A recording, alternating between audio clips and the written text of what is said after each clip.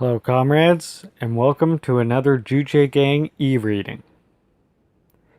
In this episode, we're going to be reading The Juche Philosophy is an Original Revolutionary Philosophy, a discourse published in Kujol, Theoretical Magazine of the Central Committee of the Workers' Party of Korea, July 26, 1996.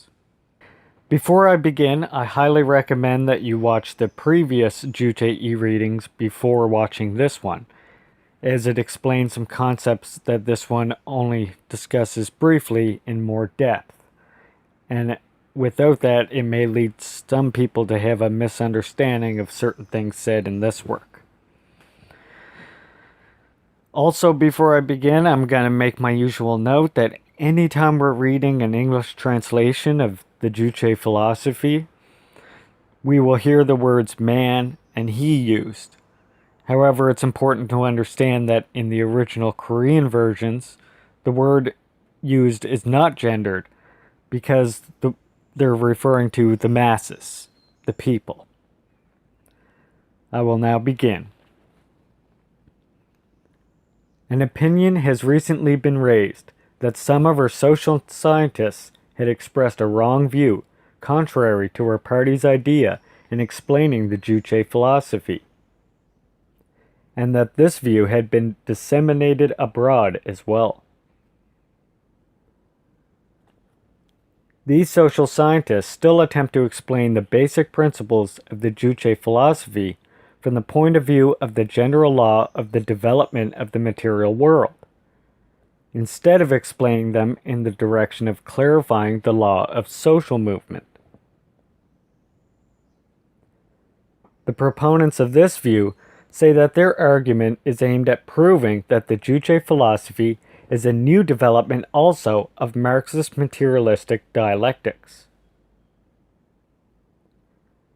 In explaining and propagating the Juche philosophy, we do not need to convince people that the Juche philosophy is a new development of Marxist materialistic dialectics. It is true that our party has not taken a dogmatic approach to Marxist materialistic dialectics, but analyzed it from the point of view of Juche, and has given new explanations to a number of problems. However, some development of materialism and dialectics does not constitute the basic content of the Juche philosophy. The Juche philosophy is an original philosophy, which has been evolved and systematized with its own principles. The historic contribution made by the Juche philosophy to the development of philosophical thought lies not in its advancement of Marxist materialistic dialectics, but in its clarification of new philosophical principles centered on man. The Marxist philosophy raised the relationship between material and consciousness, between being and thinking, as the fundamental question of philosophy, and proved the primacy of material, the primacy of being, and on this basis elucidated that the world is made of material and changed and developed by the motion of material. The Juche philosophy has raised the relationship between the world and man's position and role in the world as the fundamental question of philosophy, clarified the philosophical principle that man is the master of everything and that he decides everything, and, on this basis, illuminated the absolutely correct way of shaping man's destiny. The Marxist philosophy raised as its major task the clarification of the essence of the material world and the general law of its motion, whereas the Juche philosophy has raised as its important task the elucidation of man's essential characteristics and the law of social movement, man's movement. Therefore, the Juche philosophy is an original philosophy, which is fundamentally different from the preceding philosophy in its task and principles. That is why we should not understand the Juche philosophy as a philosophy that has developed materialistic dialectics, nor should we attempt to prove the originality and advantages of the Juche philosophy by arguing one way or the other about the essence of the material world and the general law of its motions, which were clarified by the Marxist philosophy. You cannot explain the Juche philosophy in the framework of the preceding philosophy because it is a philosophy that has clarified new philosophical principles. If you attempt to do so, you will not only fail to prove the originality of the Juche philosophy, but instead make it obscure and fail to understand the essence of the Juche philosophy correctly.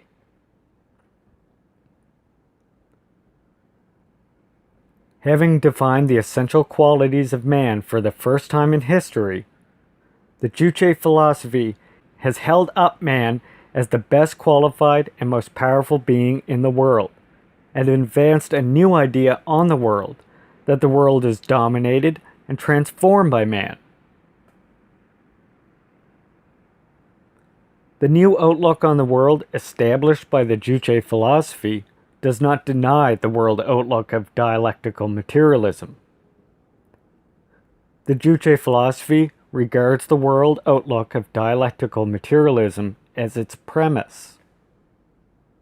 The Juche view of the world, that the world is dominated and transformed by man, is inconceivable separately from the materialistic dialectical understanding of the essence of the objective material world and the general law of its motion.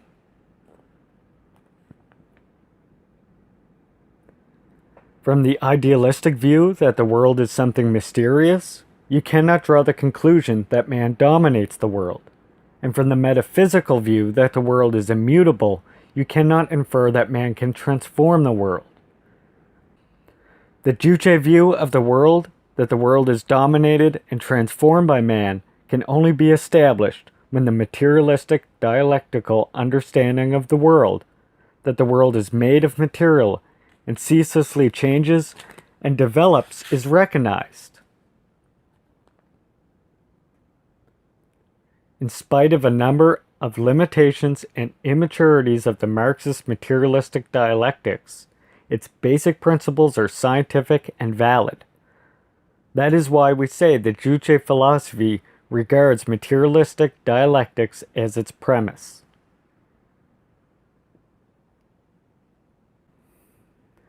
That the world outlook of the materialistic dialectics is the premise for the Juche philosophy does not mean that the Juche philosophy has merely inherited and developed the materialistic dialectics. Although it would be impossible to acquire a scientific understanding of the world and transform it without the materialistic dialectical understanding of the objective material world, you cannot draw the conclusion that man is the master of the world and plays a decisive role in transformation of the world simply from the proposition of materialism, that the world is made of material, and from the dialectical principle that the world ceaselessly changes and develops.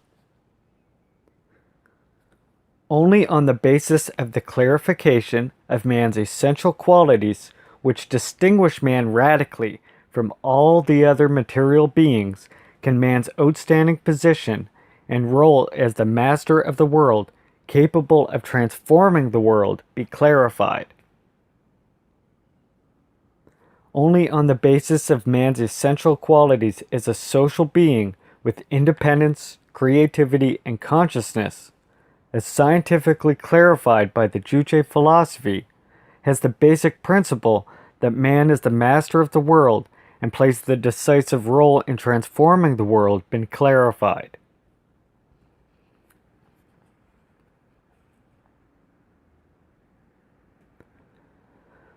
By establishing the Juche outlook on social history, the Juche view on history, on the basis of the man-centered philosophical principle, The Juche philosophy has overcome the limitations of the preceding socio-historical view and effected a radical change in the socio-historical view and standpoint. Through the application of the general law of the development of the material world to social history. Of course, we do not deny the historic merit of historical materialism.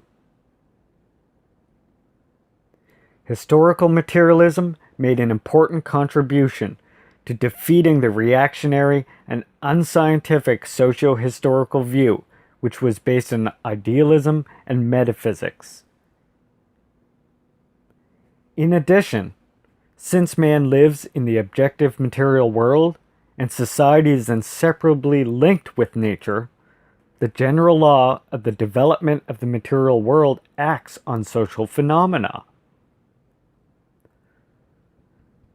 However, if you overlook the social movement being governed by its own law and apply the general law of the development of the material world mechanically, and I want to stress the if there.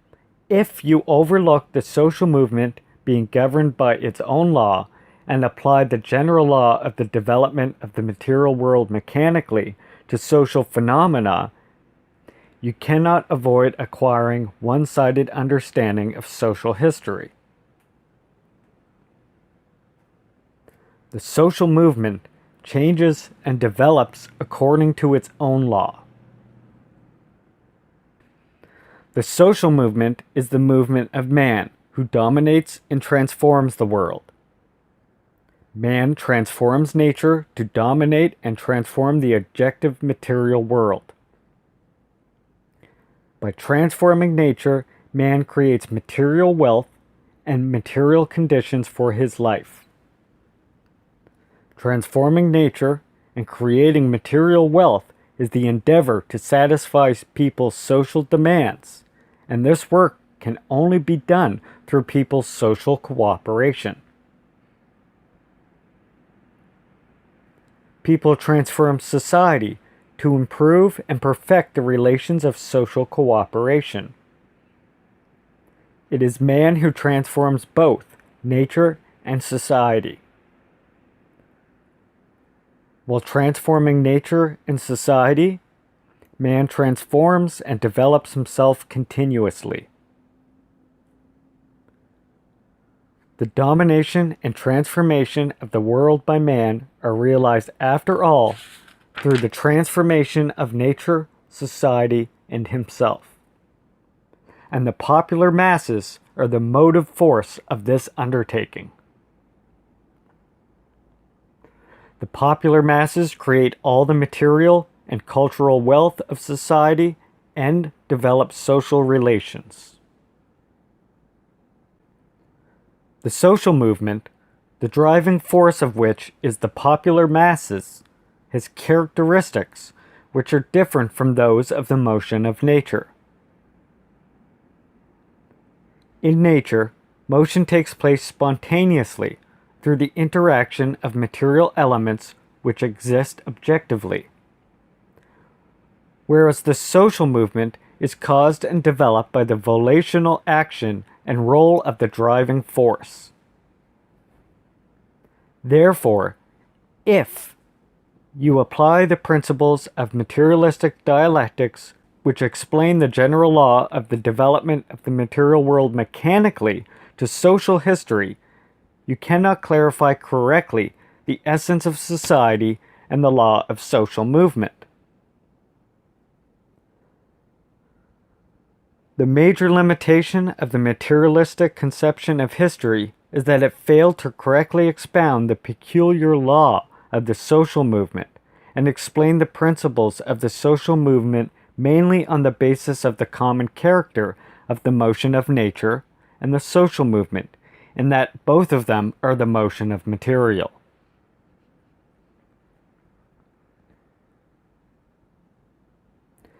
Marxist materialistic conception of history broke down society into social being and social consciousness, and attached determining significance to the social being. It also broke down the social structure into productive force and production relations, foundation and superstructure, and attached decisive significance to material production and economic relations. This means an unaltered application of the principle of materialistic dialectics to society, the principle that the world is of material and changes and develops in accordance with the general law of the motion of material.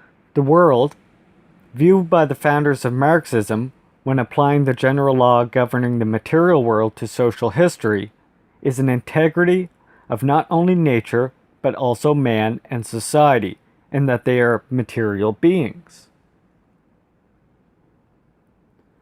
If you consider man as a part of the world, a material integrity, not as a social being with independence, creativity, and consciousness, and applied the general law of the movement of the material world to social history, you cannot avoid seeing the socio-historical movement as a process of the history of nature.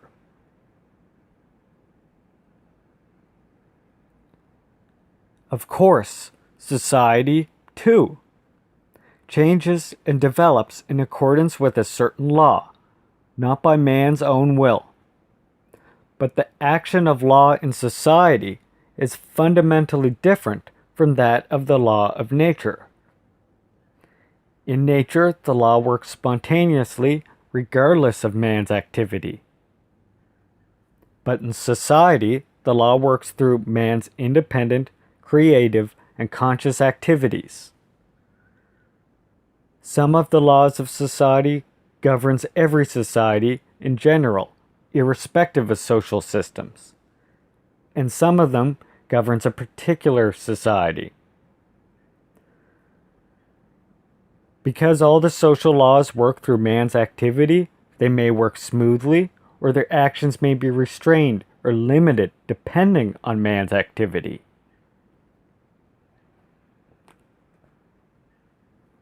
When I say that social laws function through man's activity, I do not deny the objective character of social laws and possible spontaneity in the social movement. If a certain socio-economic condition is created, a social law corresponding to it functions inevitably, and therefore it assumes an objective character as a natural law does. Spontaneity in the social movement is due to a relatively low level of man's independence, creativity, and consciousness, and to the absence of the social system under which people can display them to the full. With the growth in man's independence, creativity, and consciousness, and with the establishment of the social system which ensures a full display of these qualities, man will work better in keeping with the objective laws, and the range of spontaneity will narrow. Social development is the process of the development of the masses' independence, creativity, and consciousness. With the growth in these qualities, and with the consummation of the social system capable of meeting their requirements, the society would develop more and more through the purposeful and conscious activities of the popular masses. This means that the law peculiar to the social movement, which changes and develops by the volitional action and role of the driving force, will work on full scale.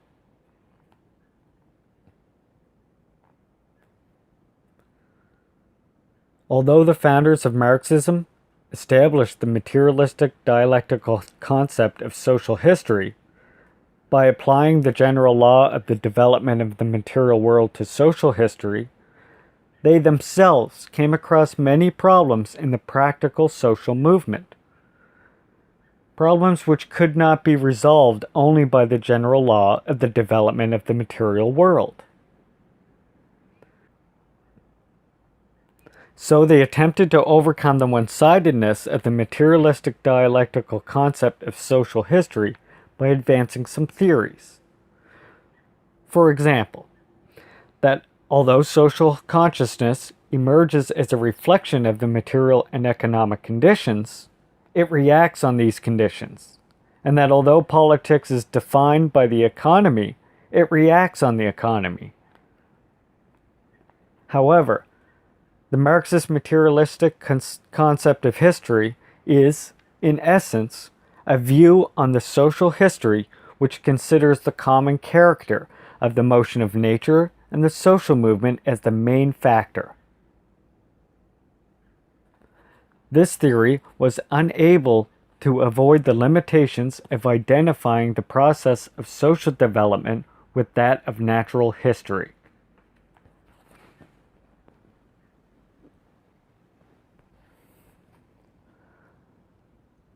The fundamental difference between the Juche philosophy and the preceding philosophy results, in the final analysis, from a different understanding of man.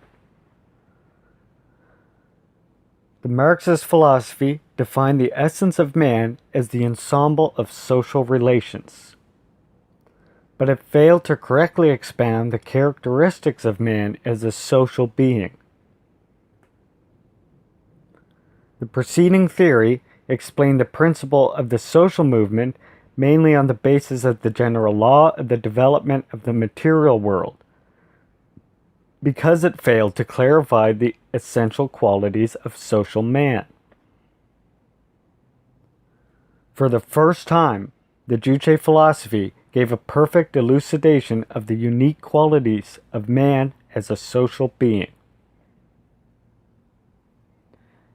As clarified in the documents of our party, man is a social being with independence, creativity, and consciousness, and nobody has expressed doubt about it. However, some social scientists maintain a wrong view in understanding how man became a social being with these qualities.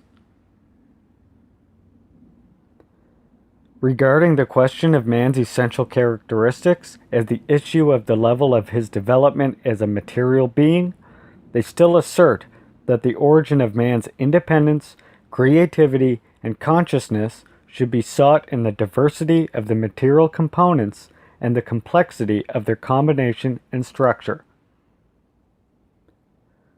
This is, in fact, a view regarding man's essential qualities as the extension of natural and biological attributes, as their development and consummation. When talking about man as an organism, one can consider him in comparison with other organisms, or discuss the characteristics of his biological components with their combination and structure. However, the man who is deliberated by the Juche philosophy is not only a highly developed organism, but also lives and works with independence, creativity, and consciousness which no other creatures have acquired.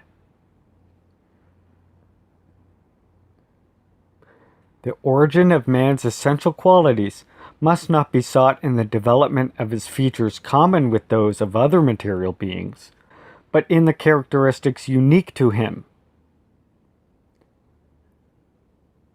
Man has acquired independence, creativity, and consciousness because he is a social being who forms a social collective and lives and works in a social relationship.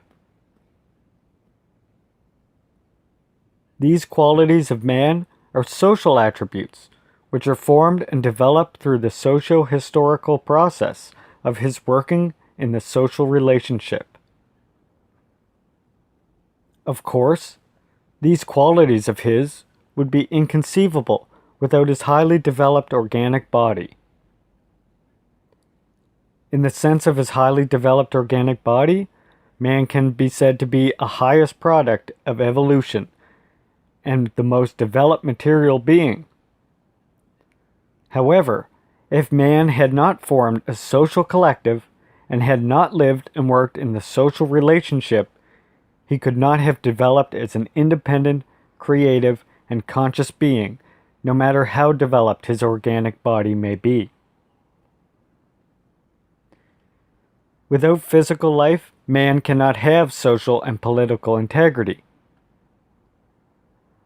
However, it is not man's physical life itself that gives birth to his social and political integrity. Likewise, without his developed organic body, his independence, creativity, and consciousness would be inconceivable. But his biological characteristics themselves do not produce his social attributes.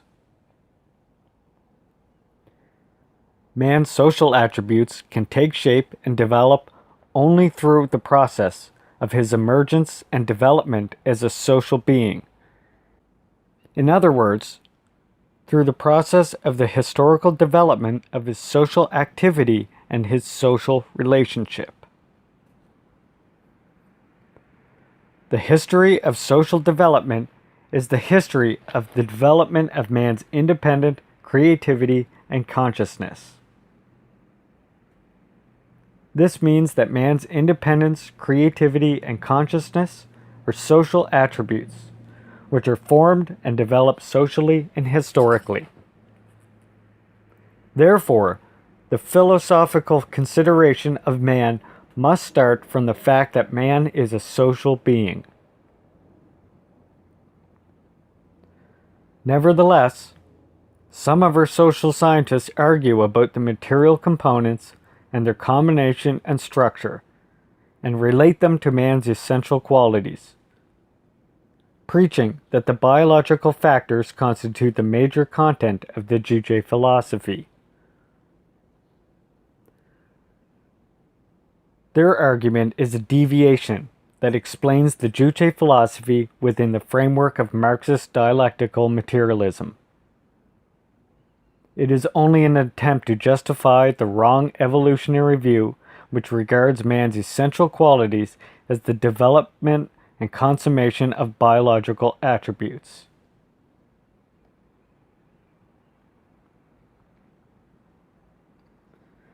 Regarding man's essential qualities, it is important to have a correct understanding of the social being. The founders of Marxism, while raising the question of man's essence and social relationship, used the phrase social being as a concept meaning the material conditions and economic relations of social life, which exist objectively and are reflected on social consciousness. Since they regarded man as a component of productive forces, as the ensemble of social relations, the phrase social being they used implied man as well. However, they did not use it as one having the particular meaning that defines man's essential qualities.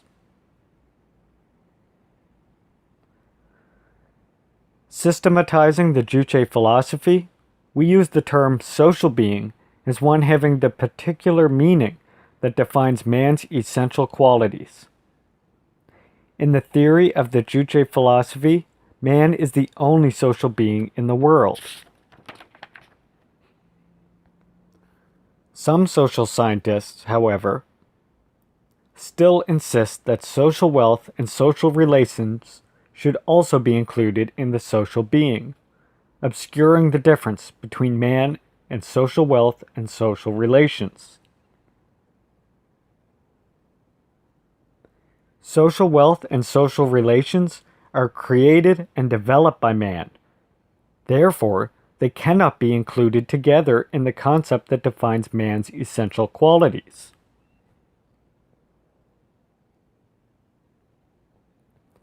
When referring to the Marxist philosophy, the phrase social being can, of course, be used as the founders of Marxism meant. But, if we understand the term social being in its conventional meaning when referring to the Juche philosophy, it will result in obscuring the understanding of man's essential qualities. The Juche philosophy is a new philosophy, which has its own system and content, so its categories must not be understood in the conventional meaning.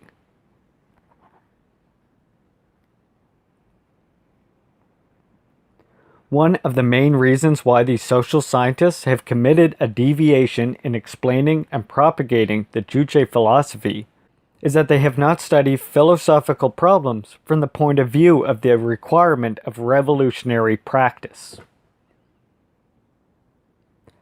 Theory must be based on practice and serve practice. A theory divorced from practice cannot correctly elucidate truth and is of no use.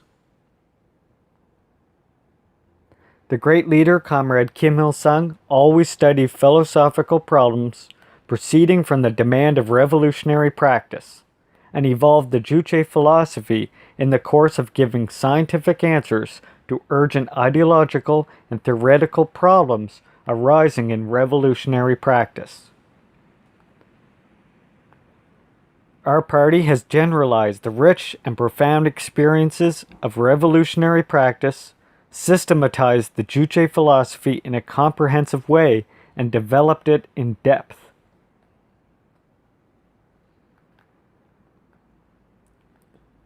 Revolutionary practice is a struggle to realize independence for the popular masses, and it is the masses who carry out the struggle. Therefore, it is important in the study of philosophy to reflect the demands and aspirations of the popular masses correctly. Evolve the theory by generalizing their experiences of struggle and make it the theory of the popular masses themselves. In the exploitative society, the reactionary ruling class makes use of philosophy for defending and rationalizing their reactionary ruling system, trying to make it the monopoly of philosophers who act as spokesmen in their interests. They consider the popular masses to be ignorant people who have nothing to do with philosophy. With a viewpoint and attitude that the popular masses are the masters of everything and the wisest people, our party has evolved the Juche philosophy by reflecting their demand and aspirations and generalizing their struggle experiences, further developed it in depth, and made it their weapon of struggle. This is the reason why the Juche philosophy is an absolute truth, which meets the people's desire for and aspirations to independence, and a popular philosophy which the masses easily understand and regard as their own weapon of struggle.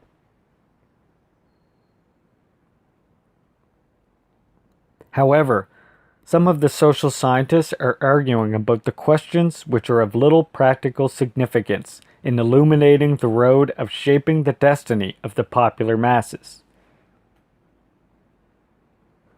We study philosophy essentially for the purpose of clarifying the principles and methodology by which to develop the society and shape the destiny of the popular masses. The development of society is guided by politics, and it is none other than the Juche philosophy which clarifies the basic principles of politics, which leads social development in the most straight way. In this sense, the Juche philosophy can be called a political philosophy. Some social scientists say that they have explained the Juche philosophy as a philosophy which developed the dialectical materialism of Marxism in order to present the Juche idea to suit the characteristic of the external world. We must give a clear understanding of Juche philosophy as a new revolutionary philosophy, not as a mere development of the preceding philosophy. It is a mistake to explain the Juche philosophy within the framework of the preceding philosophy on the ground that it is presented to suit the characteristic of the external world, or to disseminate the Juche philosophy with ideas which do not accord with the fundamental principle of the Juche philosophy. Moreover, why should we argue about questions which are of no political importance and hardly of any theoretical and practical significance? shutting eyes to the demand of reality in the international arena, when internationally we have many theoretical and practical questions which urgently await correct answers to be given on the basis of the principle of the Juche philosophy. In presenting the Juche philosophy to the external world, we must explain correctly, in relation to actual problems, that the Juche philosophy is thoroughly an original philosophy and a new revolutionary philosophy. We must get rid of such a deviation, not only in external dissemination, but also in research, study, and education on the Juche philosophy. The Juche philosophy is a revolutionary philosophy and political philosophy of our party, which illuminates the philosophical basis of the Juche idea and fundamental principles of the revolution. How to approach the Juche philosophy does not merely concern philosophical theories, but is related to the viewpoint and attitude towards the party's ideology. We must accept the party's ideology as the absolute truth, defend it resolutely, and keep it as a revolutionary conviction, and thus understand, interpret, and propagate the Juche philosophy correctly. We must feel a great pride and confidence in having such a great political philosophy as the Juche philosophy, deeply understand its principles, and apply them fully to the practical activities of the revolution and construction.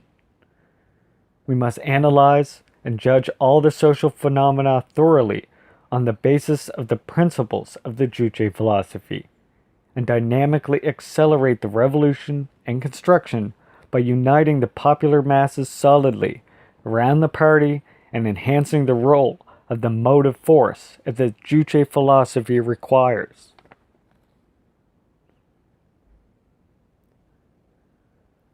Our scientists and people must study and follow the Juche philosophy, but they must also know the philosophical ideas of Marxism-Leninism. The social scientists in particular must be well acquainted with the preceding philosophy. In studying the preceding philosophy, it is important to distinguish limitations and immaturity along with progressive and positive aspects. Only when we know correctly not only its historical achievements, but also limitations of the period and ideo-theoretical immaturity can we prevent deviations of dogmatic attitude towards preceding theories and acquire a deep understanding of the originality and superiority of the Juche philosophy.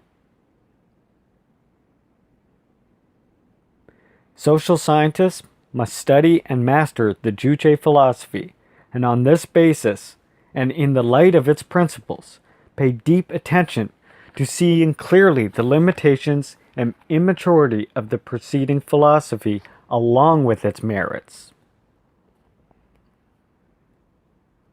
In addition, we must strictly guard against all heterogeneous trends of philosophy which are contrary to the Juche philosophy, and ensure the purity of the Juche philosophy. The Juche philosophy is the most advantageous and viable philosophy which reflects the demand of the revolutionary practice and the truthfulness and validity of which have been proved by revolutionary practice. The fact that the Juche philosophy is attracting more attention on the international arena and the followers of the Juche idea are increasing in number clearly demonstrates that the Juche philosophy gives absolutely correct answers to the questions of revolutionary practice. Our social scientists must have an unshakable conviction of the scientific accuracy, truthfulness, originality, and superiority of the Juche philosophy, and analyze and judge all the philosophical theories with the Juche philosophy as a guideline. thus preventing infiltration of any heterogeneous trend of philosophy into the Juche philosophy. All the social scientists must study the Juche philosophy in depth and breadth and propagate it in line with the party's intention, and, by doing so, exalt its greatness and further increase its attraction. That's all for this episode. Check out our Facebook and Twitter pages for more Juche and DPRK content, which I will leave links to in the description of this video. If you enjoyed what you saw, please remember to like, subscribe, and share, so we can raise the revolutionary consciousness of the masses, and because I run solely on your motivation and encouragement. Red salute, Juche comrades!